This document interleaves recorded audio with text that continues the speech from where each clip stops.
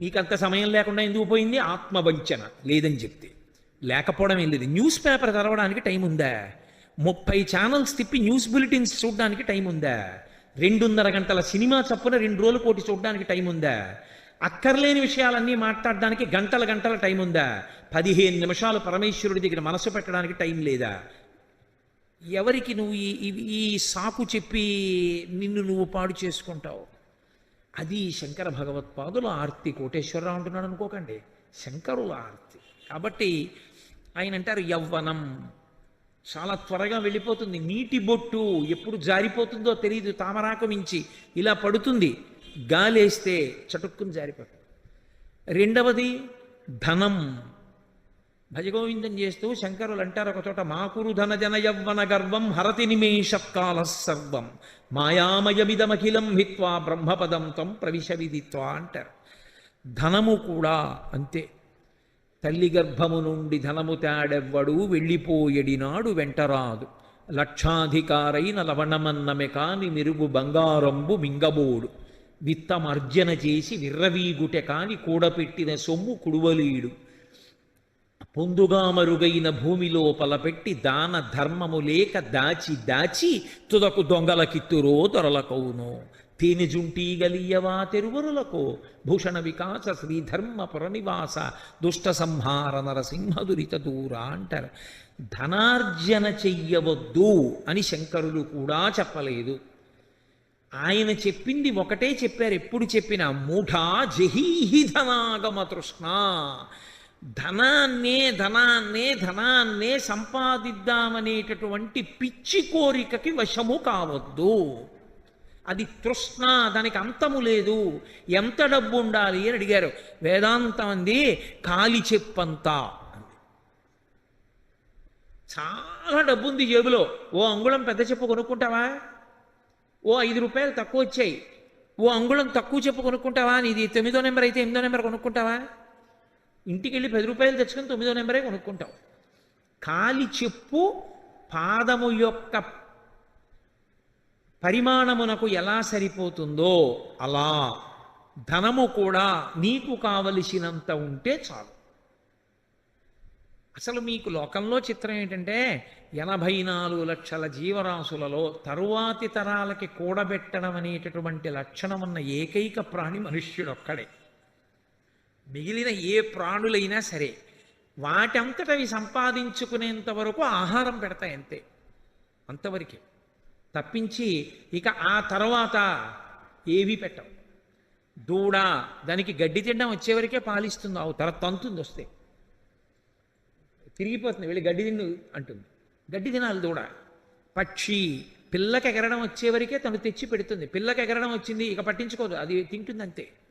అంతేగాని పాపం పిల్ల రేపు పొద్దున్న దాని పిల్లలు పుడతారు కదండి అందుకని కొన్ని వడ్ల గింజలు డిపాజిట్ వేస్తాను అలా ఏం అందవు. దాచుకునే లక్షణం ఉన్నది ఒక్కటే, అది కూడా ఋతువు కొరకు దాచుకునే చిన్ని ప్రాణి చీమ. వర్షం వస్తే పాపం అది కొట్టుకుపోతుంది కాబట్టి ఏదో కన్నాలో పట్టుకెళ్ళి గింజలు దాచుకుంటుంది. తప్పించి ఇక ఏ ప్రాణికి ప్రత్యేకించి అసలు డబ్బనేటటువంటిది దాచుకోవడం తెలియదు. అసలు నిజంగా చెప్పాలంటే లోకంలో అజ్ఞానం ఎప్పుడు మొదలైంది అంటే ప్రింటింగ్ ప్రెస్ వచ్చినప్పుడు. లోకంలో దరిద్రం ఎప్పుడు వచ్చింది అంటే డబ్బు వచ్చినప్పుడు. ఎవడ అవసరానికి వాడు తినడము అన్న రోజుల్లో దరిద్రం అన్నది ఎక్కడుందండి? తినడానికి ఉన్నవాళ్ళందరూ ఒకే తృప్తితో ఉన్నవాళ్ళు. దాచుకోవడం అన్నది వచ్చిందనుకోండి, పేపర్ కరెన్సీ వచ్చింది. ఎంత దాచుకుంటే అన్న ప్రశ్న వచ్చి దరిద్రం ప్రారంభమైంది. వాడికన్నా వీడు, వీడికన్నా వాడని. కడుపుకి తినడం వస్తే 2 బస్తాలు ధాన్యం ఉంటే చాలు, అయిపోయింది. ఈ 6 నెలలు మళ్ళీ పంట వచ్చినప్పుడు చూసుకోవచ్చు. డబ్బు వచ్చింది, దరిద్రాలు వచ్చాయి. ప్రింటింగ్ ప్రెస్ వచ్చింది, ఎవడికి చిత్తం వచ్చిన పుస్తకం వాడు రాసి ప్రింట్ వేయించేసి లోకం మీద వదిలేశాడు. వాడి భావాలన్నీ లోకానికి తెలిసి తెలియనివాడు ఆ పుస్తకం చదివాడు, అవి నిజాలంతా. కాబట్టి అజ్ఞానం ఎప్పుడు వచ్చింది? Printing press. దరిద్రం ఎప్పుడు వచ్చింది? Paper currency. నిజంగా వస్తువులు మార్చుకుని ఎవడి మానాన వాడు బతికినప్పుడు ఇంత దరిద్రం అన్న మాట లేదు లోకంలో. అందరూ తృప్తిగా హాయిగా ఏదో 2 బస్తాలు పెరట్లో 2 పాదులు ఉంటే చాలా కాస్త తోటకూర, అంత చింతపండు 2 మిరపకాయలు ఉంటే సుఖంగా చారు కాచుకుని తినేసి పడుకుని హాయిగా నిద్రపోయేవారు. అంతకన్నా ఉండడానికి ఏముంటుందనేవారు. ఎవరింట్లో ఉన్నా ధాన్యం ఉండేది, ఏమి ఎత్తుకెళ్ళిపోతాడు. డబ్బు వచ్చాక అక్కర్లేని భయాలన్నీ వచ్చేసాయి. కాదు. సరే, ఇప్పుడు నాకు దాని గురించి ఎందుకు కానండి. శంకరులు అంటున్నారు ధనం ధనం వద్దని శంకరాచార్యులు వారు చెప్పరు. శంకరాచార్యులు వారే కాదు, ఎవరూ చెప్పరు ధనం వద్దని. ధనము వేదం అంగీకరించింది. ఒంట్లో ఓపిక ఉండగా పగటి కాలమునందు ధనమును ఆర్జన చేయవలెను. లేకపోతే ఇల్లు ఎలా నడుస్తుందండి? యజమాని తీసుకురాకపోతే భార్యాబిడ్డలు ఏమైపోతారు? తీసుకురావాలి యజమాని.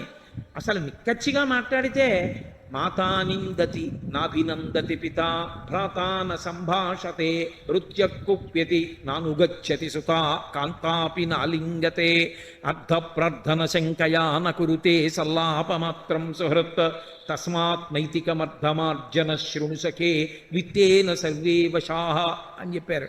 నువ్వు డబ్బు సంపాదించకపోతే, ఒక వయసు వచ్చిన తర్వాత కొడుకు 4 రూపాయలు సంపాదించకపోతే మాతా నిందతి, ఆశీర్వదించడం తప్ప తిట్టడం తెలియని అమ్మ తిడుతుంది. తండ్రి నాభినందతి, శబాష్ సంతోషం రా కొడక అని భుజం మీద చెయ్యేడు. నాభినందతి పిత భ్రాతాన సంభాషతే, అన్నదమ్ములు పలకరించరు. భృత్యకుప్యతి, సేవకుడిని పిలిచి పని చెప్తే చెప్పేవలేవా 5 పైసలు ఇవ్వలేవు అని వాడు కోపం వస్తుంది. నానుగచ్చతి సుత, తండ్రి ఇంటికి వస్తుంటే కొడుకు బయటికి చెంబుతో నీళ్లు తేడు కాళ్ళు కడుక్కోమని. నానుగచ్చతి సుత కాంతాపి నాలింగతే, భార్య కూడా ప్రియమార కౌగలించుకోదు. కాబట్టి అర్ధప్రార్థన శంకయాన కురుతే సల్లాపమాత్రం సుహృత్. ఆయన సుహృత్తు, చాలా మంచివాడు. అందులో ఆయన ఎందు దోషం పట్టడానికి ఏం లేదు. చాలా మంచి స్నేహితుడు మా రామకృష్ణారావు. కానీ ఎన్నాళ్ళు ఇస్తాడు? కనబడ్డప్పుడల్లా డబ్బు అడిగితే. అందుకని ఇలా వస్తుంటే బాబాయ్ మళ్ళీ ఏమైనా అడుగుతాడేమో అని అలా పోయాడే. కాబట్టి అర్ధప్రార్థన శంకయాన కురుతే సల్లాపమాత్రం సుహృత్ తస్మాత్ నైతికమర్థమార్జన శృణు సఖే. సఖేవ స్నేహితుడా, ఆర్జన చేయి డబ్బు, కానీ నైతికమర్థమార్జన శృణు సఖే, నీతి తప్పకుండా సంపాదించు. ఆ నీతి తప్పకుండా సంపాదించినదేదో అది నీ కుటుంబ అభివృద్ధికి కారణమవుతుంది. విత్తేన సర్వే వశాః, నీతి తప్పకుండా సంపాదించిన డబ్బు వల్ల నీకు సమస్తము వశమవుతుంది. ఈశ్వరుడు అనుగ్రహిస్తాడు. ఆ ద్రవ్యంతో నువ్వేం చేసినా ఉపయోగపడుతుంది. కాబట్టి డబ్బు సంపాదించు, కానీ డబ్బు సంపాదించడమే ధ్యేయంగా బతికేస్తుంది. ఇంక దానికి ఏమీ కట్టుబాటే లేదు. సంపాదించడం ఒక్కటే ధ్యేయం. సంపాదించేశావు, దానంత తేలికగా వెళ్ళిపోయేది, దానంత తేలికగా నీ యందు నిరాసక్తత ప్రదర్శించేది ఇంకొకటి లేదు. ఎందుకో తెలుసా? వెళ్ళిపోయినప్పుడు చాలా తేలిగ్గా వెళ్ళిపోతుంది. సిరిదా వచ్చిన వచ్చును సలలితముగ నారికేళ సలిలము భంగిన్ సిరిదా పోయిన పోవును కరిమింగిన వెలగ పండు కరణిని సుమతి. నేను ఎందుకు చెప్పాలి? ఈ కాకినాడ పట్టణంలోనే నేను ఈ ఊరు వచ్చిన కొత్తల్లో ఆయన దగ్గరికి వెళ్ళి ఓ పావుగంట కూర్చుంటుండేవాడిని అరుగు మీద. ఏదో మంచి మాటలు మాట్లాడుతుండేవాడు. ఎంత మంచివాడో, గొప్ప ఐశ్వర్యవంతుడు, అంత డబ్బున్నవాడు. ఏ నాటి చేసుకున్న ప్రారంధ కర్మో నమ్మి ఒక ఆయనకి షూరిటీ పెట్టాడు. ఆయన ఎటు వెళ్ళిపోయాడో తెలియదు. సర్వం నాశనమై ఆయన వెళ్ళిపోయాడు. ఈయనకున్నదంతా తీసేసుకున్నారు. ఆ వార్త విన్నాడు, అంతా జప్తు చేశారు. హాస్పిటల్లో జాయిన్ అయ్యాడు. హార్ట్ అటాక్ వచ్చి చచ్చిపోయాడు. పిల్లలు వీధిన పడిపోయారు. ఉండడానికి ఇల్లు కూడా లేక ఏ ఇంటి ముందు ఆర్తులొచ్చి నిలబడితే అన్నం పెట్టబడిందో ఆ ఇంట పిల్లలు క్రీనీడల యందు తిరిగారు. అంటే తమ యథార్థ రూపాలు కనపడకుండా ఇంటి గోడల క్రీనీడల దగ్గర తిరుగుతూ అన్నం తిన్నటువంటి ఒక కుటుంబం నాకు తెలుసు. తర్వాత తండ్రి చేసిన పుణ్యం, ఆ పిల్లలు వృద్ధిలోకి వచ్చారు, అది వేరు మాట అనుకోండి. కానీ ఐశ్వర్యం అనేటటువంటిది ఉండిపోతుందనుకున్నంత వెర్రి ఇంకోట్లేదు. అంత త్వరగా వెళ్ళిపోయేది ఇది అదొక్కటే. పైగా దానికున్నంత నిరాసక్తత లోకంలో ఇంకెవ్వరికీ ఉండదు. వీడికి ఒంట్లో ఓపికున్నంత కాలం దాని మీదే దృష్టి పెట్టి సంపాదించాడు. ఎక్కడుంటుందండి? తీసుకొచ్చి కట్టలు కట్టి సంపాదించిందంతా కోట్లు ఇంట్లో పెడతాడేంటి? అదేమన్నా పరుప పేర్చి ఉంచడానికి తీసుకెళ్ళి బ్యాంకులో వెయ్యాలి. వేస్తే అది పాస్బుక్లో అంకెల రూపంలో ఉంటుంది. ఈయన చచ్చిపోయాడు, చాపేసి పడుకోబెట్టారు హాల్లో. బ్యాంకులోంచి ఒక్క కట్ట పైకి దూకి, అరే ఎంత జీవితం, ఎంత కష్టపడి సంపాదించేవరా మమ్మల్ని అని బీరువాలోంచి ₹1 కానీ, ఆయన పరుసులోంచే ఒక ₹10 కాగితం కానీ దూకుతుందా పైకి? అది ఎవడు తీసినా, ఎవడు చేత్తో పట్టుకుంటే వాడిది. అంత తొందరగా జారిపోయేది లోకంలో ఇంకోటి లేదు. అందుకే శంకరులు చోట అంటారు, కింవానీన ధనేన వాజి కరిభిప్రాప్తేన రాజ్యేన కిం కిం వా పుత్ర కళత్రమిత్ర పశుభిర్దేహేన గేహేన కిం జ్ఞాతైతక్షణభంగురం సపతిరో త్యాజ్యం మనోదూరత స్వాత్మార్థం గురువాక్యతో భజ భజ శ్రీపార్వతీ వల్లభం. ఆయనకేం కోపంతో కాదు ఆయన చెప్పింది, హద్దు ఎరిగి ప్రవర్తిస్తే జీవుడు ఉద్ధరింపబడతాడని. అది పాపం ఆయన తాపత్రయం. అంతేగాని ఆయన మన అందరినీ నిందించడం ఆయన లక్ష్యం కాదు. ఆయన సంపాదించవద్దని ఏం చెప్పలేదు శంకరాచార్యులు వారు. సంపాదించు, కానీ వెర్రెక్కిపోకు. వెర్రెక్కిపోతే ఏమైపోతుందో తెలుసా, ఒకదాని తరువాత ఒకటి ఆగిపోయేవేవో చెప్పారు ఆయన. ఇందులో మొదట ఆగిపోయేదేదో తెలుసా, డబ్బే. అస్సలు వాడు వెళ్ళిపోయాడన్న విషయం దానికి ఉండదు. ఎందుకంటే మీరు బ్యాంక్లో 10 రూపాయలు పట్టుకెళ్ళి ఇచ్చి మీ అకౌంట్లో వేసుకున్నారనుకోండి, మీరు మళ్ళీ అకౌంట్లో డ్రా చేసినప్పుడు ఆ 10 రూపాయల కాగితం మిమ్మల్ని పేచీ పెట్టకూడదు. అది వెళ్ళిపోతుంది పక్క, వెంటనే ఎవరికో ఇచ్చేస్తారు, ఇంకో కాగితం ఇస్తారు కదా, అంతే. కాబట్టి డబ్బు అంత చంచలమైంది లోకంలో ఇంకోటి లేదు. దాని పేరే కరెన్సీ. అది ప్రవహించి ఉపకారం చేస్తుంది, అది అలా వెళ్ళిపోతుంది అంతే. దాని తర్వాత పాపం ఏదో ఆయన్ని శ్మశానానికి తీసుకెడితే కనీసం వాళ్ళ బంధువులందరూ ఆయన కారెక్కి శ్మశానం దాకా కారన్నా వస్తుంది, అనసాధ్యం కూల. అందుకని కింవానేన ధనేన వాజికరిభిహి, గుర్రాలు ఏనుగులు అన్నారు, ఇప్పుడు కారులు. అది శ్మశానం గేటు దాకానన్నా వస్తుంది. గేటు దాటి లోపలికి వచ్చేవాడు, మిగిలిన వాళ్ళు ఎందుకులేండి ఇంకా అలా ఏం చూస్తామంటే వస్తారు, రాకపోతారు. వచ్చినా ఏం చేస్తారు, కొడుకొక్కడు మాత్రం 11 రోజులు రోజు వెళ్తాడు. ఏదో మొదటి రోజు వెళ్తారు, రోజు వెళ్తారేంటి, వాడికి తప్పదు కొడుక్కి. ఎవరో ఒకళ్ళని తోడు తీసిన వాడు వెళ్తాడు, వెళ్ళి ఏదో అంచేష్టి సంస్కారం అక్కడ చేసి వస్తూ ఉంటాడు. మళ్ళీ ధర్మోదకాలకే కనపడతారు కొంతమంది. కాబట్టి కొడుకు అసలు జీవితం అంతా పట్టుకున్న భార్య ఇంటి గడప దగ్గరే, కొడుకు శ్మశానం దగ్గరే. ఇన్ని ఫెయిర్ అండ్ లవ్లీలు రాసి, ఇన్ని పంచెలు కట్టి, ఇన్ని అల్లర్లు చేసి, ఇన్ని పూలదండలు ప్రతిరోజు వేయించుకున్న శరీరం వల్లకాటి దగ్గరే. మరి వచ్చిందెవరు, పైన కప్పిన బట్టమేటి చాకలి పాలు పడుచు పెళ్ళామైన పరుల పాలు. ఇంకా నువ్వు తీసుకెళ్ళేది ఏమిటి? ఆఖరికి ఎన్ని పంచెలున్నా ఎన్ని అంచులు ఉన్నా ఇంట్లోనే. దీని మీద కప్పడానికి మాత్రం ఓ సైనికుడు అట్టుకొస్తారు, కట్టుకొచ్చి అత్యంత సమకబారు వస్త్రం ఒకటి తీసుకొచ్చి కట్టి పట్టుకెళ్ళి తీసి పక్కన పారేస్తారు. అది కూడా పట్టుకుపోయేవాడు ఉంటాడు. ఇంకే ఇది కల్లరి బొమ్మయౌకాయంబునొల్లా, ఇంటి దొంగల బోలు కొడుకులనొల్లా, అద్దె కొంపల బోలు ఆ లోకమొల్లా, ఎందుకీ లోకంబులిందుకీ మురుపు ముందు చావుండంగమురియంగనగునే అంటారు మానస పూజలో. ఏది నీకు ఉండేది ఆఖరికి? అప్పుడు ఇది కాలిపోయిన తర్వాత జీవుడు ఏడుస్తూ నిలబడితే పరమశివుడు ఒక్కడే ఉంటాడు. ఎవడు లేక ఏడిచేవాళ్ళు ఉన్నారని ఆయన ఒక్కడే రుద్రభూమిలో కూర్చున్నాడు ఓదార్చడానికి. నేను ఉన్నాను లేరా అంటాడు. అప్పుడు అని రే, నువ్వు ఉన్నప్పుడు ఎప్పుడైనా శరీరం ఇచ్చినప్పుడు నన్ను ఒక్కసారి గుళ్ళోకి వచ్చి అభిషేకం చేస్తే ఎంత బాగుపడిపోదురా, ఎంత అల్లరిపడిపోయావు. చెంబుడు నీళ్లు పోయలేరు కదరా నా మీద, పోసి ఉంటే ఎంత అదృష్టవంతుడు అయిపోదురా. పోన్లే, నెక్స్ట్ టైం బెటర్ లక్, పంపించేస్తాడు. మళ్ళీ మనుష్య జన్మ వస్తుందని నమ్మకం ఉంటుందేమిటి? కనుక శంకర భగవత్పాదుల ఆర్తిని మీరు గమనించండి. ఆయన నిందడం ఆయన ఉద్దేశ్యం కాదు. ధనము సంపాదించి వద్దని నేను చెప్పట్లేదు, సంపాదించి నీ జీవుని అభ్యున్నత కొరకు కొంత క్షయతృతి వచ్చింది, పూజ కూడా కొనకుండా మాని. పూజ అందులో నీళ్లు నిన్ను రేపు పొద్దున్న రక్షిస్తాయి. కాబట్టి ఓ పూజ దానం చేసుకో, ఓ పంచల్సాపు దానం చేయి. ఒంట్లో ఓపిక ఉంది కాబట్టి కాస్త గంధం తీ. పరమేశ్వరుడికో ఎవరో పెద్దలకో కాస్త గంధం అలదు నీ చేత్తో. ఓ పుష్పహారం కొని వాళ్ళ మెళ్ళో వేయి. ఒక్క గొడుగు కొని వాళ్ళకి గొడుగు పట్టు. ఉత్తర జన్మల్లో నీకెప్పుడు నీడ దొరుకుతుంది. నువ్వు ఎప్పుడు తప్తమైపోవలసిన స్థితి నీకు రాదు. హాయిగా చల్లగా కూర్చోగలుగుతావు. ఒక్కసారి గొడుగు పడితే అక్షయమై పట్టుకుంటుంది నిన్ను. ఒక్క చెప్పులు జతి కాళ్ళు మాడిపోతూ పరుగులెత్తవలసిన అవసరం నీకుండదు. హాయిగా ఎండలో నిలబడినా కాళ్ళు కాలకుండా నిలబడేటట్టుగా రక్షింపబడతావు. కాబట్టి పరమేశ్వరుడు నీకున్న దానిలో చేసి తరించు తప్ప దాచేస్తే ఏమొచ్చింది? అలాగని దాచద్దు, పిల్లలకి ఇవ్వద్దని శాస్త్రం చెప్పలేదు. కొంతైనా నీ జీవుడి కొరకు కూడా ఖర్చు పెట్టుకో. అందరితో పాటు ఇంకోండి కూడా లెక్కలో వేసుకో. నా జీవుడు కూడా వాడు ఉన్నాడు, వాణ్ణి ఉద్ధరించాలిగా. పిల్లలకు అన్నం పెట్టాను, పిల్లల్ని చదివించాను, పిల్లలు పెద్దవాళ్ళు అయ్యారు, పెళ్ళిళ్ళు చేశాను. వాళ్ళను ఉద్ధరించినట్టే ఇంకోడు కూడా ఉన్నాడు, వాడు ఇంట్లో ఉండడు, ఇక్కడే ఉంటాడు. వాడికి ఏదో చెయ్యాలిగా మరి, వాడికి ఉద్ధరణ కొరకు. వీళ్ళు పెద్దవాళ్ళు అయిపోతారు, ఒక్కసారి ఇందులోంచి వీడు బయటకు వస్తే వాళ్ళకి దీనికి సంబంధాలు తెగిపోయాయి. మరి వీడి కోసం వీడు మళ్ళీ ఇంకో శరీరంలోకి వెళ్ళినప్పుడు పట్టుకెళ్ళడానికి కొంత పుణ్యం నేను సర్దాలి కదా, అది వాడి కొరకు కూడా కొంచెం చెయ్యి. ఎక్కడో అక్కడ తెచ్చి వాళ్ళకి పెడుతున్నావా? ఉన్న దాంట్లోనే నిన్ను కోట్లే ఖర్చు పెట్టని చెప్పలేదు శాస్త్రం, పావలా కాసు ఖర్చు పెట్టావు. ఖర్చు పెట్టలేవా? బెంగ పెట్టుకోకు. అలా వెళ్ళిపోతున్న వాడికి కాసిన మంచినీళ్ళు అవి కూడా ఇవ్వలేవా? బెంగ పెట్టుకోకు. పెద్దలకి కాళ్ళు పట్టు, అది కూడా చేయవా? పెద్ద ఆయనకి కుర్చీ ఇచ్చి నువ్వు కింద కూర్చో, అది కూడా చేయవా?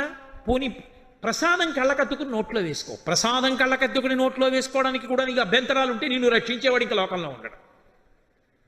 కాబట్టి ప్రసాదం కళ్ళకద్దుకుని నోట్లో వేసుకో.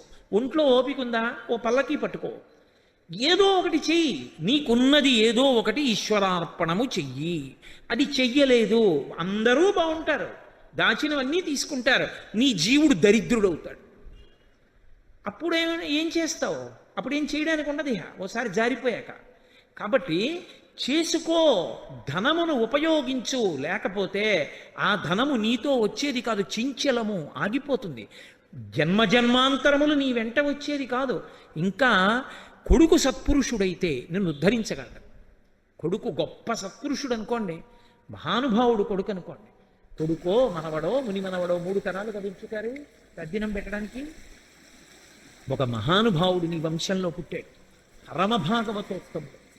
అటువంటి వాడు పుట్టి పరమేశ్వరుణ్ణి విశేషమైన భక్తితో బతికున్నన్నాళ్ళు ఆరాధన చేశాడు, ఆయన నమ్ముకుని బతికాడు.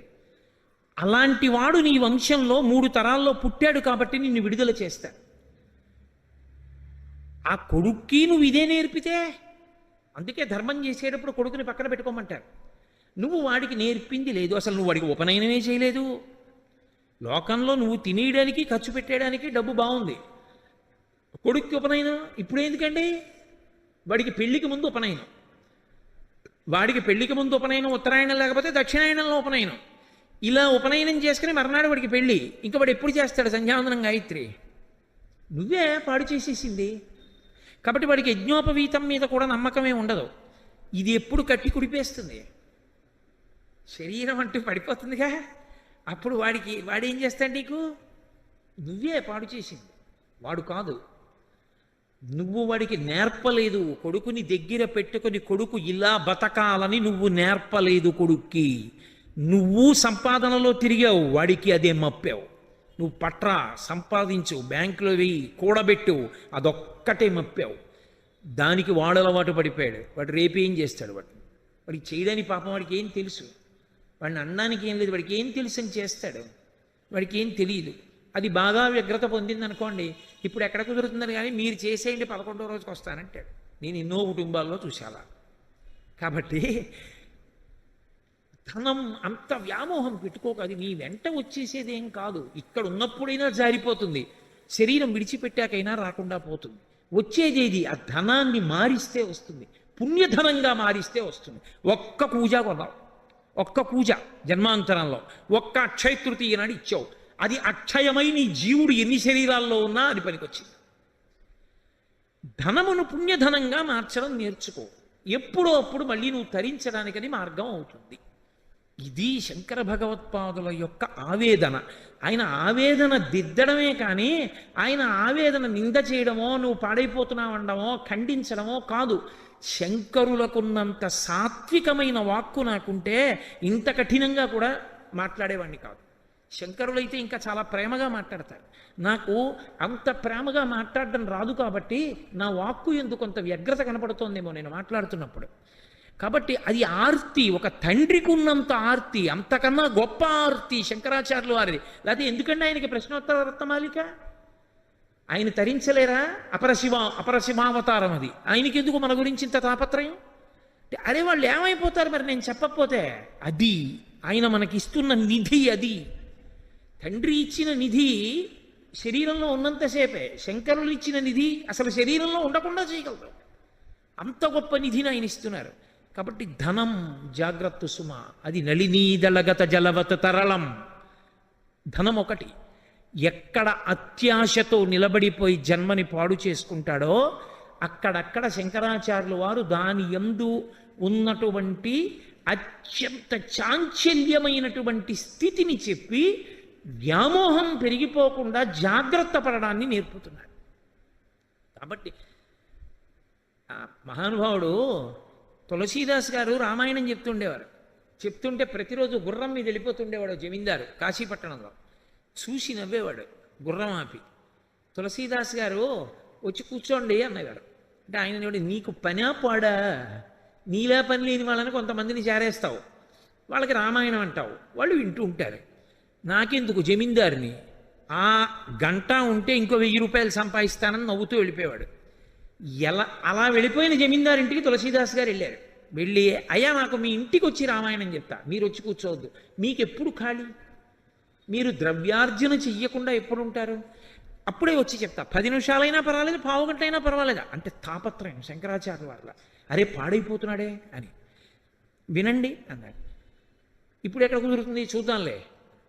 మళ్ళీ వెళ్ళారు. నవ్వి అన్నాడు వచ్చే ఏడాది రండి అన్నాడు. ఖచ్చితంగా ఏడాదికి తులసీదాస్ గారు వెళ్ళారు. ఇప్పుడు ఎక్కడ కుదురుతుంది, వచ్చే ఏడాది రండి అన్నాడు. అలా 6-7 మార్లు తిప్పాడు. వెళ్ళారు పాపం తులసీదాస్ గారు. ఆ పై ఏడాది వెళ్ళారు. అయ్యా మీ నాన్నగారు ఏది రామాయణం 10 నిమిషాలు వింటారేమో అని వచ్చానండి అన్నారు. మా నాన్నగారు మీకు తెలియదా, చచ్చిపోయారు కిందటి ఏడాది అన్నాడు కొడుకు. తులసీదాస్ గారు దివ్య దృష్టితో చూశారు. దివ్య దృష్టి ఉంటుందా అండి అనకూడదు, అది ఉన్నవాడికి తెలుస్తుంది ఉందని. ఏమీ లేనివాడికి నీకెలా తెలుస్తుంది ఉందని? సాధన చేయి నీకు తెలుస్తుంది ఉందని. అన్నం తింటే తెలుస్తుంది ఆకలి తీరుతుందని. తపస్సు చేస్తే దివ్య దృష్టి ఉంటుంది. అంతేగాని వాడికి ఉంటే నువ్వు చేయకుండా అది ఉంటుందా అండి అంటే ఉంటుంది. నువ్వు చేయి తెలుస్తుంది నీకు. కాబట్టి దివ్య దృష్టితో చూశారు. ఎక్కడున్నాడో తెలుసా? కిందటి ఏడాది వరకు జమీందారుగా ఉన్న జీవుడు ఆ ఇంటిలోనే పశువుల కొట్టంలో ఎద్దుగా ఉన్నాడు తాపత్రయానికి. ఇంకా ఐశ్వర్యం మీద భ్రాంతి పోక పొలాలు దున్నడానికి ఆ ఇంటి పశువే అయి ఆ ఇంట్లో నిలబడి ఉన్నాడు. లోపలి జీవుడు గుర్తుపట్టాడు తులసీదాస్ గారు. ఎద్దు ఆయన వంక చూసి కన్నుల నీరు కార్చింది. ఒక్కసారి మీ దగ్గర రామాయణం వింటే ఇలా అయ్యేవాడిని కాదు. అది వినక ధనమునందు మమకారం పెట్టాను. ఇప్పుడు వాడు యజమాని, వాడేమీ చేయడు. ఇదిగో ఈ పక్కనున్న ఆవుని వాడు దానం చేయడు నా పేరు చెప్పి. అందుకని ఇదిగో ఎద్దునై ఆ పొలాన్ని దున్నుకుంటున్నా, తోక మిలిపెడుతున్నాడు, కంట్లో కారం పెడుతున్నాడు, వీపు మీద కొరడాతో కొడుతున్నాడు, గడ్డి తిని పొలం దున్నుతున్నాడు. 1 గంట రామాయణం వింటే ఇలా అయ్యేవాడిని కానన్నాడు. ఆ భాష జీవభాష తులసీదాస్ గారికి అర్థం. ఒకసారి ఇది వదిలిపెట్టాక ఎవడు ధరిస్తాడు, ధరించేవాడు. కాబట్టి ధనమునందు ధనమును ఆర్జన చెయ్యకుండా ఉండు. అసలు డబ్బు వద్దు నీకు, డబ్బు వల్ల పాడైపోతావు. ఎందుకు డబ్బులు? అసలు డబ్బుల జోలికి వెళ్ళకు అని ఎవ్వరూ చెప్పలేదు. మీరు బాగా గుర్తుపెట్టుకోవాలి. నేను ఎలా సన్యాసినో నువ్వు అలా ఉండని చెప్పరు. ఎందుకో తెలుసా? సన్యాసి కూడా దేని మీద ఆధారపడతాడండి? గృహస్థాశ్రమం మీద ఆధారపడతాడు. సన్యాసికి భిక్ష ఎవరు పెడతారు? గృహస్థు పెడతాడు. బ్రహ్మచారికి భిక్ష ఎవరు పెడతారు? గృహస్థు పెడతాడు. వానప్రస్థుకి భిక్ష ఎవరు పెడతారు? గృహస్థు పెడతాడు. అసలు సన్యాసి కూడా శరీరంతో బతికున్నాడంటే గృహస్థు వల్లే. గృహస్థు కన్నా గొప్ప ఆశ్రమం ఏదీ లేదు ఆ కోణంలో చూస్తే. నీ చెప్పడం ఏంటి, వేదాంతం చెప్పింది. కానీ నువ్వు సంపాదించకుండా ఎలా పెడతావు? కాబట్టి సంపాదించమనే చెప్పింది గృహస్థుని. సంపాదించని గృహస్థు బ్రహ్మచారికి ఎలా పెడతాడు, సన్యాసికి ఎలా పెడతాడు, వానప్రస్థికి ఎలా పెడతాడు, తను ఎలా తింటాడు? సంపాదించవయా. తస్మాత్ నైతికమర్థమార్జన శృణు సఖే. నీతి మార్గం తప్పకుండా సంపాదించు, కానీ నీ జీవుడి గురించి కూడా చూసుకో. దాని ఎందే మమకారమును పెట్టుకుంటే జారిపోతుంది సుమా. కాబట్టి యవ్వనం ధనం చ ఆయుహు. ఆయుహు శంకర భగవత్పాదులు 3వదిగా చెప్పినది ఆయువుని చెప్పారు. ఆయువు అంటే కాలము కాదు. మీరు బాగా గుర్తుపెట్టుకోవాలి. కాలము అనంతమై వెడుతూ ఉంటుంది. అలా కాలమునందు ఒక ప్రత్యేకమైనటువంటి తేదీ నాడు, ఒక నక్షత్రంలో ఒక తిథి నాడు పుట్టి, ఒక నక్షత్రంలో ఒక తిథి నాటి వరకు ఒక ఉపాధి ఎందు ఒక జీవుడు ఉన్న కాలాన్ని ఆయుర్దాయమని పిలుస్తారు. ఆ జీవుడికి ఒక కుక్క ఒక తిథి నాడు పుట్టింది, ఒక నక్షత్రంలో పుట్టింది, ఒక నక్షత్రంలో ఒక తిథి నాడు వెళ్ళిపోయింది. ఒక వ్యక్తి ఒక నక్షత్రంలో పుట్టాడు. నక్షత్రాన్ని బట్టే కదా జాతకం రాస్తారు. మరి ఒక నక్షత్రంలో ఫలానా పాదంలో ఫలానా సమయానికి పుట్టాడు, ఫలానా నక్షత్రంలో ఫలానా తిథి నాడు ఫలానా రోజున ఫలానా సమయానికి వెళ్ళిపోయాడు. ఇప్పుడు ఆయన ఆయుర్దాయం ఎంత అని అడిగారు అనుకోండి, ఆ తిథి నుండి ఈ తిథి వరకు ఆయన శరీరముతో ఉన్న కాలమునకు ఆయుర్దాయం అని పేరు. శంకరులు అంటున్నారు ఆయుహు అత్యంత చంచలమైన వాటిల్లో చ అది కూడా. ఎందుకో తెలుసా? అసలు లోకంలో తాను ఎంతకాలం ఉంటాడన్నదే తనకి తెలియదు. జీవుడు శరీరమునందు ఎంతకాలం ఉంటాడో ఎవ్వరికీ తెలియదు. తెలియనప్పుడు నువ్వు ఇందులో ఎంతకాలం ఉంటావో తెలియదు అన్నప్పుడు ఎంత తొందరగా దీన్ని నువ్వు సద్వినియోగం చేయవలసి ఉంటుంది. దీపం ఉండగా ఇల్లు చక్క పెట్టేసేయి. కాబట్టి దీనితో తొందరగా నువ్వు చేయవలసిన మంచి పనులన్నీ చేసేస్తూ ఉండాలి. ఎందుకంటే ఇది ఎప్పుడు జారిపోతుందో తెలియదు కనుక. ఇది ఒక్కసారి ఇందులోంచి జీవుడు పైకి వచ్చేసాడనుకోండి, పోయిందంటే ఆయుర్దాయం అయిపోయింది. ఎందుకని అంటే శంకరులు భజగోవిందంలో అంటారు, యావత్ పవనో నివసతి దేహే తావత్ పృచ్చతి కుశలంగేహే గతవతి వాయౌ దేహాపాయే భార్యాభిభ్యతి తస్మిన్ కాయే. ఊపిరి లోపలికెళ్ళి పైకొచ్చింది, బతికున్నాడు. పైకెళ్ళిన ఊపిరి లోపలికి తీశాడు, బతికున్నాడు.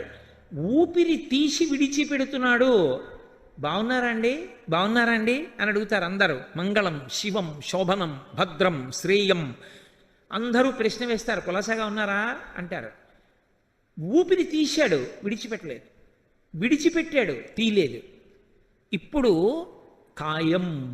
ఇక దాన్ని కులాసాగా ఉన్నారా అని ఎవ్వరు అడగరు, అంతిమ దర్శనమే చేస్తారు.